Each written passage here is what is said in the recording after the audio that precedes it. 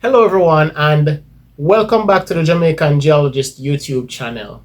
This is episode 12 in the Geology Foundation Series, and today we will be exploring plate tectonics. It's the theory that explains not just how our planet looks today, but also why it changes over time. The simplest way of explaining it is that the outer layer of the Earth, what we call the lithosphere, is broken into large plates, and these plates float on top of a softer, partially molten layer called the asthenosphere. Uh, think of it like a soft boiled egg. Your egg is the Earth, your shell is the crust on which you live, the egg white or albumen is the mantle, and the yolk is the core. Now imagine I take this soft boiled egg and tap it repeatedly with a spoon. It becomes very cracked.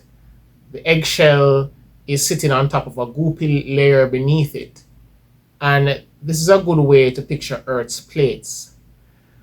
This is rather simplified. It's a simplified way of looking at it. And this is how we explain the theory of plate tectonics to children. But the theory of plate tectonics is a massive part of the geosciences, and the work is pretty involved and intense. There are several scientific journals dedicated to this type of work, and new discoveries are being made, and techniques are being refined all the time. With this in mind, we will explore the foundations of this theory a little further and try to understand the basic mechanisms of it all. So, let's begin.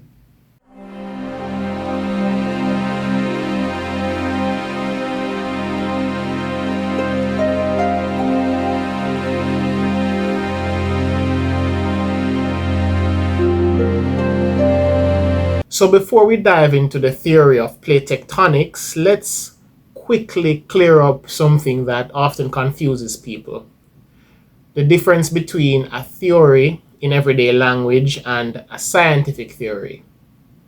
In everyday life, a theory can just be a guess or an idea you have. Like saying, I have a theory that people are generally kinder around Christmas. Or, I have a theory that everyone who watches my video will subscribe. It's just a thought. It might be true, but it's not based on real evidence. A scientific theory, on the other hand, is very different. It's not a guess. It's a well-tested explanation for something we see in nature or society, built from experiments, observations, and lots of evidence, often repeated a number of times over a number of years or even decades. Scientific theories help us understand why and how things happen. For example, the cell theory explains that all living things are made of cells. The germ theory of disease explains how organisms or microorganisms cause illness. The theory of relativity explains how space, time, and gravity are related to the universe. In psychology, the cognitive dissonance theory explains why people feel discomfort when their beliefs and actions conflict. In economics, prospect theory explains how people make decisions when faced with risk or uncertainty. And the theory of plate tectonics, which we're about to explore, explains how Earth's surface moves and why we have earthquakes, volcanoes, and mountains. So when scientists say theory, they mean a powerful evidence-based explanation, not just a guess.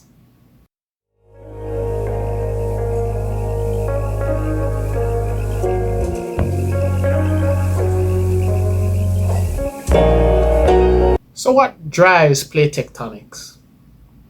The answer lies deep within the Earth. Heat from the planet's interior causes convection currents in the mantle. These currents act like a conveyor belt, dragging the plates along above them. But before the modern theory of plate tectonics was accepted, the story began with Alfred Wegener. In 1912, Wegener proposed the idea of continental drift. He suggested that the continents were once joined together in a supercontinent called Pangaea and had since drifted apart. At the time, Wegener's ideas it was controversial. Many scientists rejected it because he couldn't explain the mechanism behind the movement. But over the following decades, key discoveries began to back him up. Seafloor spreading at mid-ocean ridges where new crust is continuously being formed, magnetic striping on the ocean floor showing symmetrical patterns of magnetic reversals, identical fossils and rocks found on continents now separated by oceans. And together, these clues build the foundation for the plate tectonics revolution in the mid 20th century, proving Wegener was right all along. Sweet vindication, right?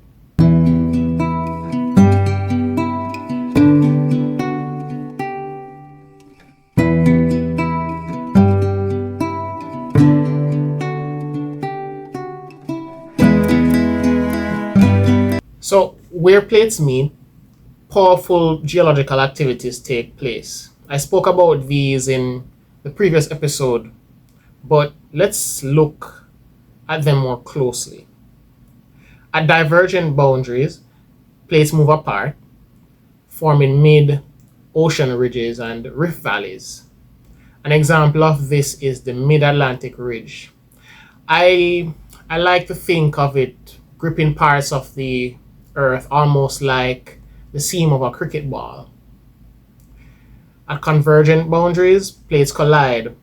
Oceanic crust may be subducted beneath continental crust, forming volcanic arcs like the Andes in South America, or two plates may collide, creating massive mountain ranges like the Himalayas. At transform boundaries, plates slide past each other, generating earthquakes. A famous example is the San Andreas Fault in California.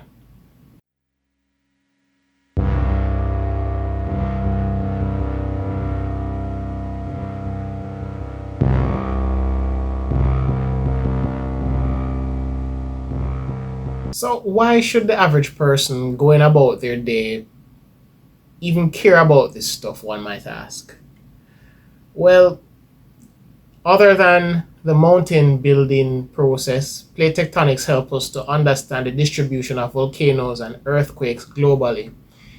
These hazards cause significant disasters annually. Earthquakes usually occur at plate margins or along faults, and understanding these things are foundational to understanding the geophysical hazards and therefore is a key part of disaster management and mitigation.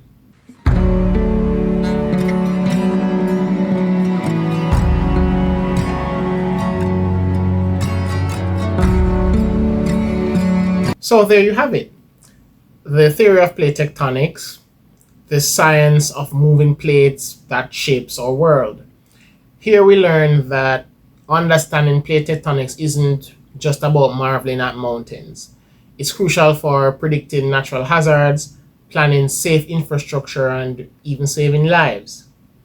In the next episode now, we'll dive into water resources, exploring aquifers, porosity, permeability, and why groundwater is such a vital part of life on Earth.